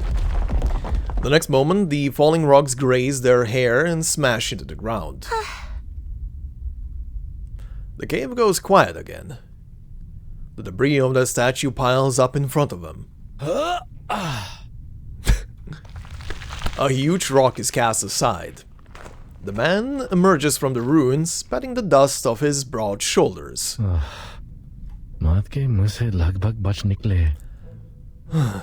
almost got killed. Hey, you guys alright? These things are freaky. You don't say. As he speaks, he waddles down from the huge pile of rocks and walks toward Matilda. So, do you know where they came from? My head almost got smashed when I reached the entrance. He walks at a slow pace, but he keeps his tongue busy. मुझे यह जगह छोड़े हुए 11 या शायद 12 साल हो गए. I'm welcomed by these things as soon as I'm back. What a surprise, huh? Okay, the first sentence was, it's been 11 or maybe 12 years since I left this place. Huh? Uh-huh. Is he talking to us? Yes? Kinda. The man walks over to Matilda. His eyebrows are drawn together in bewilderment. Wait. But quickly his face brightens up. Aren't you the little one from the train station? I helped get your stuff back. Remember me?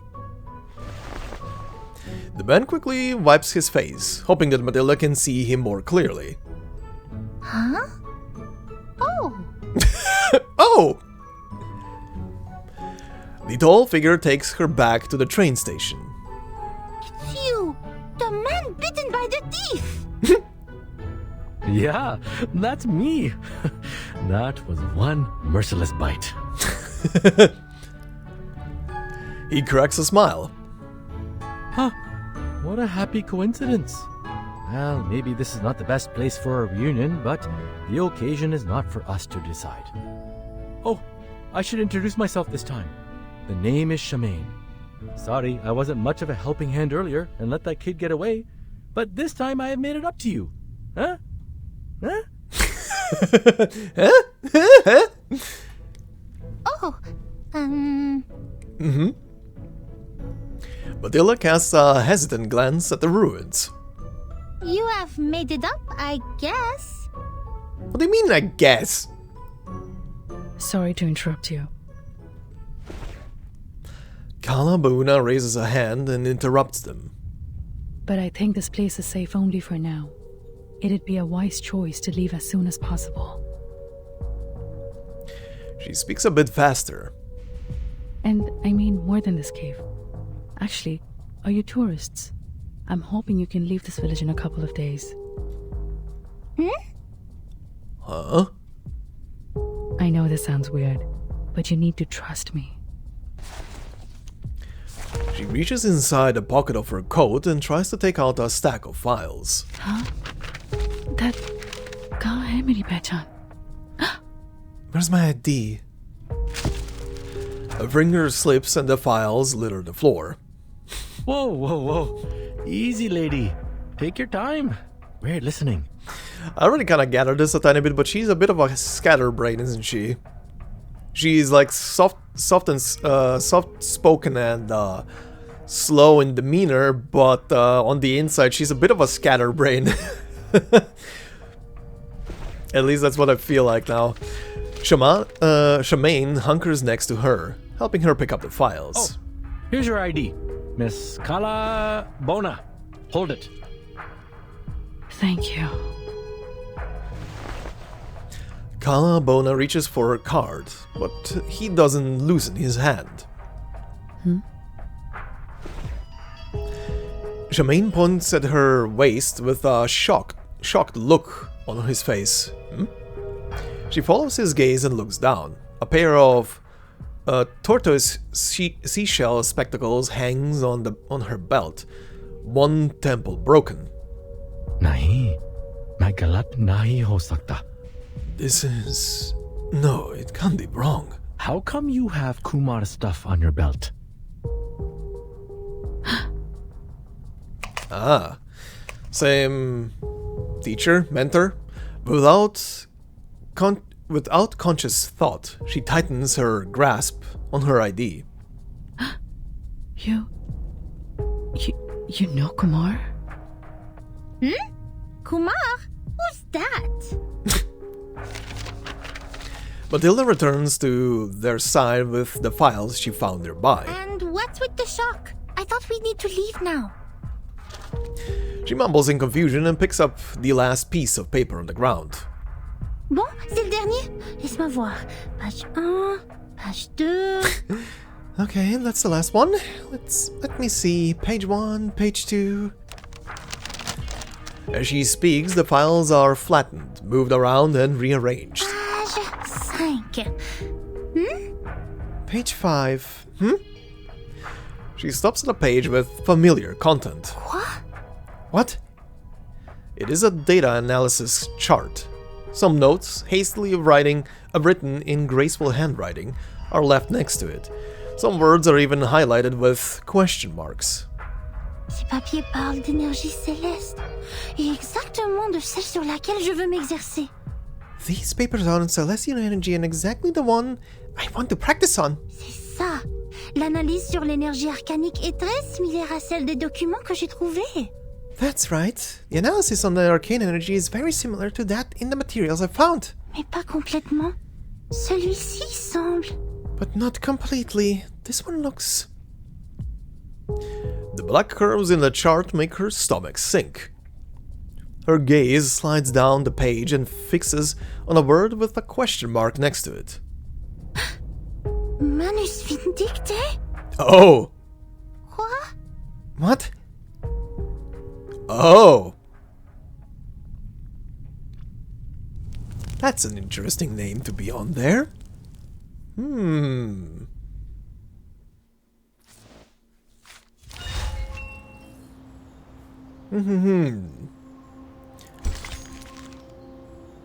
Oh, look at that. We finally have something extra here.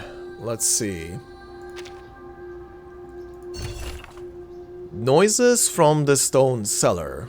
There is no end to the trouble here. Leave while you can. Afore trouble comes knocking with martial batons in hand. Solving problems. Okay, that's a bad one. Is it... Okay, statues again.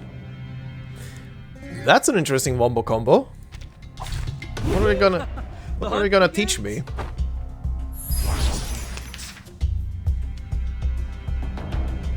Huh. Is it supposed to teach me something specific? Let's see. At your command. Okay, Matilda, I don't know your skills. Mass attack deal mental damage to 2 enemies. This attack enjoys penetration rate. Okay.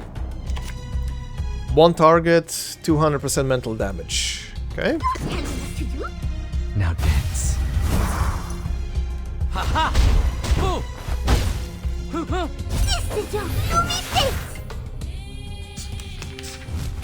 Oh, good for you. Okay, I'm just presuming, but I think the fight is supposed to teach me about the brake mechanics, so let's do this. Couldn't agree more. Give me a hand, friends. I can't do this alone.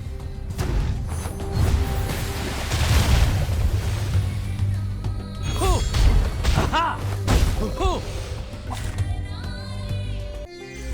This is not bad for a stretch. Okay then.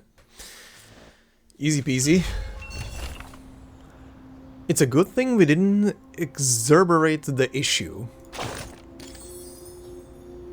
Uh-huh. Alright. The air. And she's also back. Okay, let's see. Every person has a beginning and an end.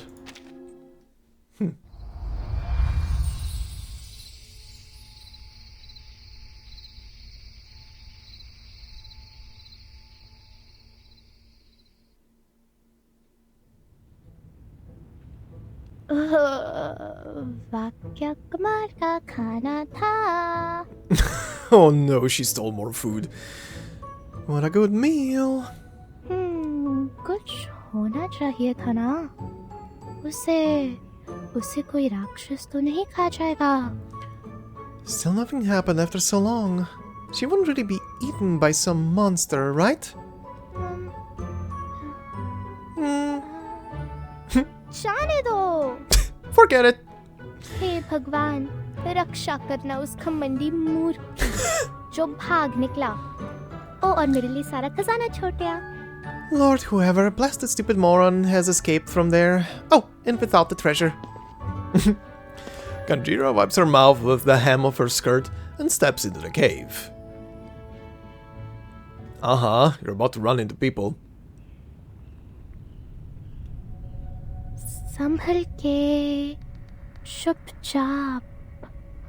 Oh, Be careful, don't be spotted. Oh, वो ठीक है. वो गहराई में क्या कर रही है? वो दोनों कौन है? she's fine. What is she doing in the depths? Who are those two? She quietly climbs on a rock nearby. मुझे नहीं पता था कि यहाँ इतनी सारी चट्टानें हैं. ठीक है, चढ़ते रहो. I didn't know. लगभग पहुँच गए. I didn't know there were so many rocks here. Okay, keep climbing. Almost there. She kicks her dusty feet in the air, struggling to climb onto our raised edge of the rocks. Huh? Something grabs her ankle. ये क्या है? What is it? She frowns and looks down. One of the statues grabbed her. It is a severed hand. Impulsively, Kanjira kicks her leg. The hand, already covered with many cracks, is thrown into the air and smashes into pieces on the ground. Holy shit, the panic. Is that a hand? Whose hand is it? Where does it come from? Her heart beats violently. She holds her breath and gathers enough courage to look closer. ये पत्थर है क्या? It's stone? She tentatively touches a lump with her fingertip. Nothing happens. Feeling relieved, she starts putting them back together. ऐसा लगता है कि ये वहाँ मौजूद बदसूरत मूर्तियों में से एक है. अरे, ये क्या हिल सकती हैं? It looks like one of those ugly statues in there. So they can move? Wow! Wow! ये बिल्कुल वैसा ही है. वैसा ही. It's just like the... There's a twinkle of excitement in her eyes. किताब की कहानी की तरह. Like the story in the book. हाँ, ये सही है. वो खजाने की रखवाली करने वाले golem. Yes, that's right. Those golems guarding the treasure. वो सच है. मैं जानती थी. और वो अजगर जो महल को खाता है. वो रत्न जो समुंदर को तोड़ता है. खुल जा SIM. They're true. I knew it. And the dragon that eats the castle. The gem that smashes the sea. Open sesame. Miss शर्जा झूठ बोल रही है. वो परी कथाएं नहीं है. Miss Sharjah is lying. They are not fairy tales. इसमें कोई आश्चर्य नहीं कि उसके दो सहायक हैं. वो खजाना खोजने वाले हैं. Oh god, the misunderstandings. वो हराया है. No wonder she has two helpers. They are the treasure hunters. They beat the guards. She nods at her thought, overjoyed by the conclusion. ओ हाँ, बस छुपकर उनका पीछा करो और मुझे कम से कम थोड़ा सा खजाना मिल जाएगा जो वो पीछे छोड़ गए हैं. जैसे कासिम ने तराजू से सिक्का निकाला था. Just follow them secretly and I will get at least a bit of the treasure they leave behind. Like how Kasim got the coin from the scales. She is heartened by the plan. She turns around, nimbly jumps onto that rock again and quietly follows the others in the cave. The fact that those three did not hear the the noise in the back. Okay, I think I understood every Hindi word, but none of them make any sense anymore when put together. In the messy cave, the three of them look at each other speechlessly. Shemaine is petting himself on the head, trying to understand Kalabauna's words one by one. You're saying Kumar. That Kumar I know? The sister whom I've only seen once in my life. Is also my tutor in the university. Ah, that's his sister. Okay. Plus, she's a bad guy associating with the Manus. Menus? Matilda slowly puts down the files. So these abnormal growth curves, the fluctuation of celestial energy is a man-made result? Actually, I'm not 100% sure about their association. But yes, your conclusion about the growth curves is right. Kalabauna calmly takes over the files. The fluctuation was caused by an unnamed celestial body, and its existence is only known to Kumar and me. Uh-huh. It was the object of our research at Banner University. At that time, we found some Arcanum-related materials very helpful for our project. But then... She gently shakes her head. She was way too radical. Arcanum is strictly prohibited in the field of human science, and we were expelled from the university. After that, our disagreement got even worse. In the end, we took different paths.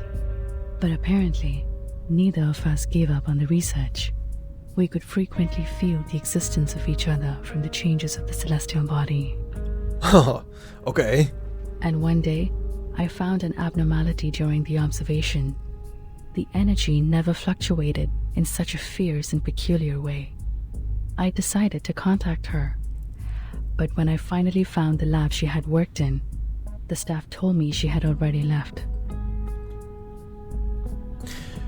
She looks at Matilda. Our common friend told me she had seen Kumar by coincidence. She saw her leave with Arcanist.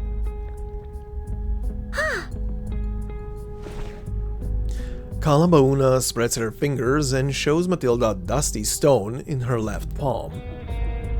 Despite the misshapen outline, the stone seems to be a little idle. And I found this from what she left behind. I compared it to the hole in the wall. It does come from this cave, and it has something to do with the Arcanum-related materials on that celestial body. But Kumar never makes mistakes. This one is more like a clue she left to me. I don't understand her. Judging from the situation, apparently I'm not the only one invited. She raises her right hand, showing them the wrinkled envelope. There is a blue postmark on the envelope and an elephant pattern on the bright yellow seal. Inside the envelope, there is a worn piece of paper with nothing on it. Oh, this is getting even stranger than seeing those moving statues. Like I said, I am, well, to be more precise, I almost am the last living member of my family. Germaine points at the majestic elephant on the seal. This stamp was supposed to come from a special seal that belongs to the heir of the family. Unfortunately, it was passed down to me, and I lost it to a bear many years ago. To a bear? I checked the postmark on the envelope and found the letter came from this remote cave where even rock pigeons don't bother to pay a visit. Oh, wait. To a bear? Okay, I'm probably jumping to conclusions. Is that how he lost his arm? Was it ripped by a bear?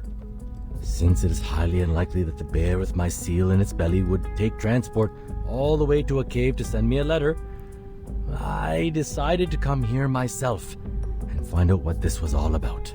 Okay, I think I was right. But there's one thing I found weird in what you said. Germaine hesitates about what he's going to say. As far as I know, my sister is even worse than unqualified. If taken as an Arcanist, she's almost like a human. It's nearly impossible for her to use the most basic arcane skills. And this... He opens both of his palms and gestures in the direction of the broken statues on the ground. This is not something a random person from our world can do. Is she really able to control these things? No, she can't. But she has a solution. A solution even I'm not aware of. Theoretically, our skills can only create illusions and nothing more.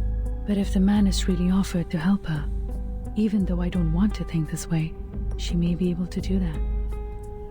Oh, I forgot the menace part. Yeah. Alright. All I know is, if this letter is really an invitation from her, I guess this won't be a delightful trip for me. I've heard about that incident in her family, and I don't think her ultimate purpose is just to gather us here. She turns around and looks at Matilda with a serious but sincere expression. Thank goodness I met you here, young lady. Can't believe I ran into a Foundation investigate. Don't mind the title. Every member of the Foundation is obliged to contribute to the cause of peace, let alone an Arcanist as extraordinary as I am. That's great. Ma Saraswati ka Vardhan hai. Saraswati blessed me. Okay. Yeah, exactly. How fortunate the Foundation has been to have such an excellent subordinate like I am. I mean, I'm not denying that fact, but I just love how she's pumping herself up. I hereby apply for assistance to the Foundation as an astronomy professor and an Arcanist. Yes? Yes, Miss Calabauna? Rather than find Kumar and the Manis, we have something more important to do now. Something more important? We need the Foundation's assistance to evacuate the villagers and tourists in Mor Pankh village as soon as possible, because that near-Earth No, it's not an asteroid. Okay, I thought as much, but what is it? That celestial body we study, not able to be observed by human technology, is approaching this village at a dangerous speed. It reaches level 5 on Torino scale and 0.01 on Palermo scale.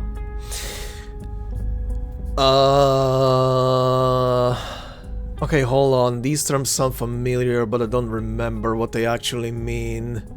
But I'm curious. Alright, so Torino scale. The Torino scale is a method for categorizing the impact hazard associated with near-Earth objects, NEOs, such as asteroids and comets. It is intended as a communication tool for astronomers and the public to assess the seriousness of collision predictions, by combining probability statistics and known kinetic damage potentials into a single threat value. The Palermo Technical Impact Hazard Scale is a similar but more complex scale. Near-Earth objects with a Torino scale of 1 are discovered several times a year and may last a few weeks until they have a longer observation arc that eliminates any possibility of a collision. The only two objects on the Torino scale that have ever ranked higher are asteroids 99942, Apophis, which had a rating of 4 for 4 days in late 2004. That's a lot of 4s. The highest recorded rating, and 144898 2004 VD, with a historical rating of 2 from February to May 2006. So that's the longest period recorded one.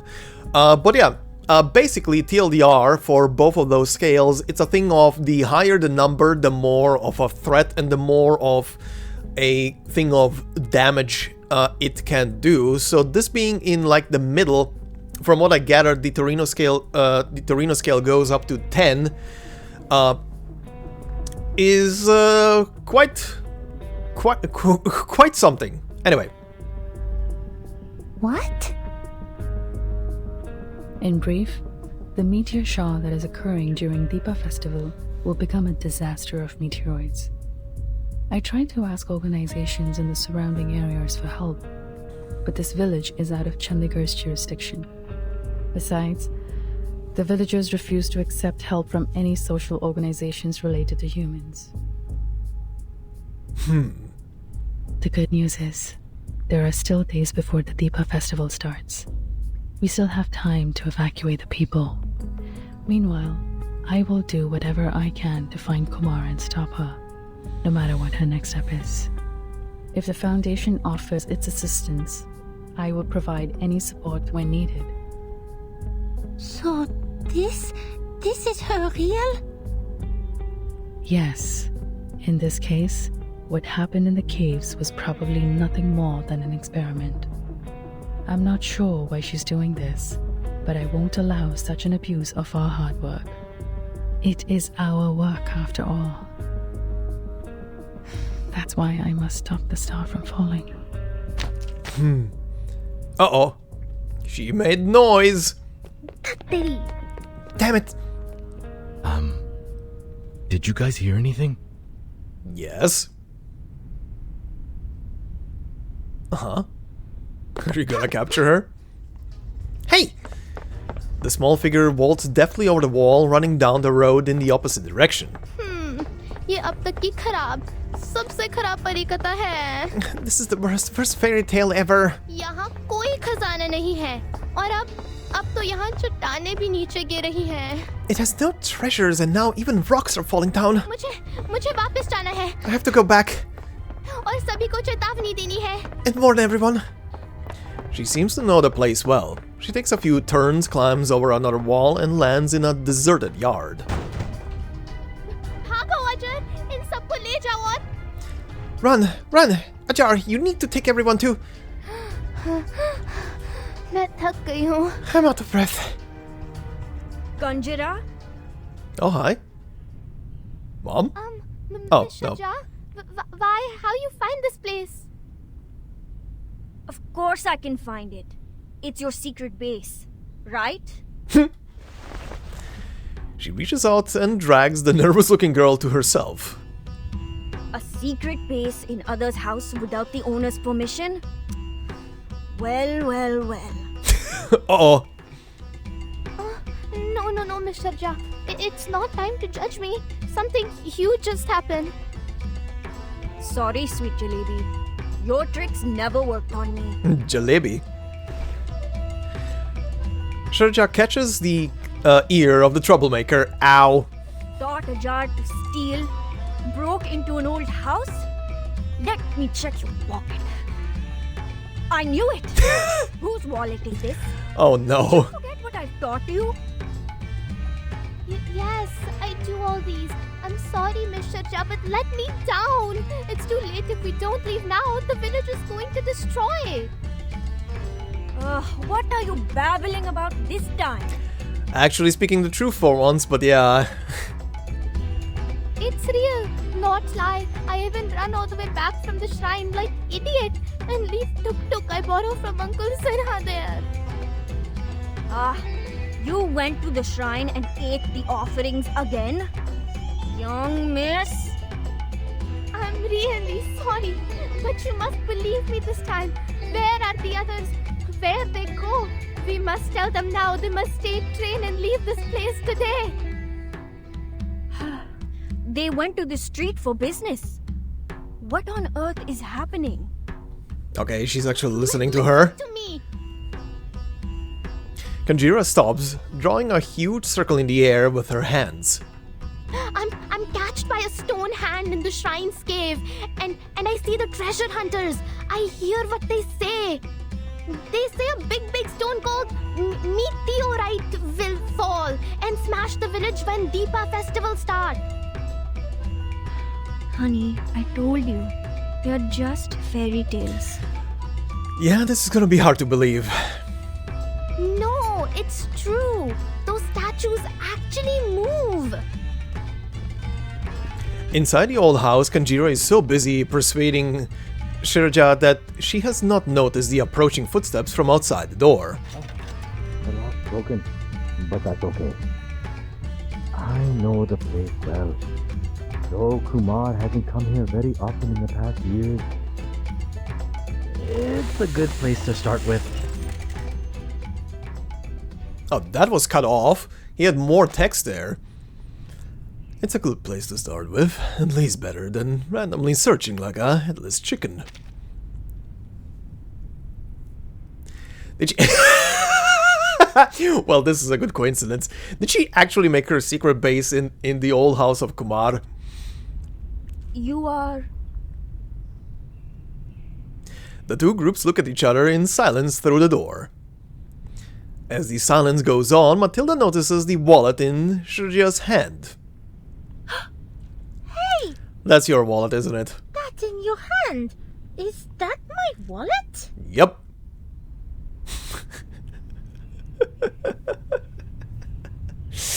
What is this story? God. I knew this story is gonna have some goofs. Especially because of Matilda. Okay, but considering the record time that I literally peeked at earlier, in between the little tidbit I was doing some research on, I think this is where we're gonna stop for today. This is pretty interesting, but also a bit longer than I was expecting. I was kind of thinking to split this into the main story portion into 2, but I guess I'm gonna have to do it into 3 maybe? Or, yeah, probably into 3 and then do something maybe with one of the character stories. But we'll see about that next time. For now, I still have to do something else, and that is to do some pulls. Alright then, let's see if I can get the limited character. So, let's begin. Also, is anyone else? I just want to see details very quick. Oh, there is a new 5-star as well, Mr. Duncan. Okay, cool. Let's see how this is gonna go. First tenor. This is gonna be hilarious if the first tenor is the one.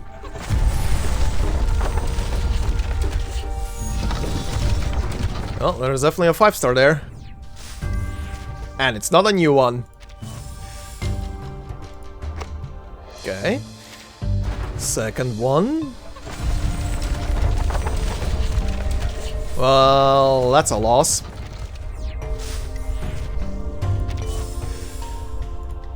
Okay. Also, what is the... just want to check. Yeah, it's 200. So, same as with Lucy when I... This is kind of funny. Back when I started with this game, the first banner back then was a limited banner. Oh! Third 10 pull. Well, it is new. It's not new. You lied to me. What is this place? The serene lake and clear horizon at the end of the vast treeless plain. Game, you lied to me. I keep forgetting that 6 stars are not gonna be skipped. Okay. The next one should be it then. Not on this pull though. Not on this pull. Okay, that's 40 pulls. Let's see. 50.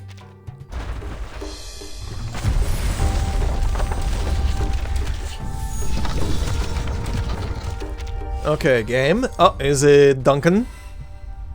I didn't even check what he is. Nope.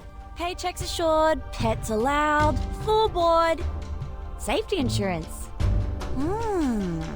And even regular travel. The career benefits you provide are much better than what Laplace offers.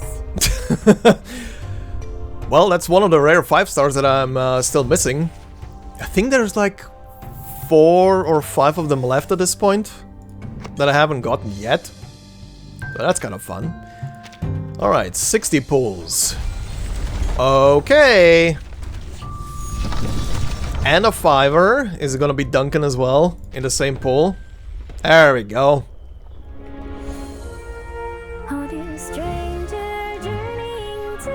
Ooh.